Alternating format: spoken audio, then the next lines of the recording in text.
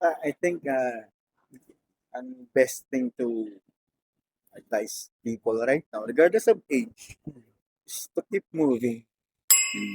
Kasi you will have yung gusto mo na ano na lifestyle na maganda yung purpose, yun active living. So active kind of lifestyle, not necessarily running, you can walk, di ba? Yes, okay. Brisk walking. Oo. Pero alam nyo ba na may minimum speed ang walk to Oh. say na Na ano siya? brisk siya. Na exercise Or siya. healthy. Ano yun? You have to maintain at least 4.3 Kilometers. kilometer per hour speed. Oh.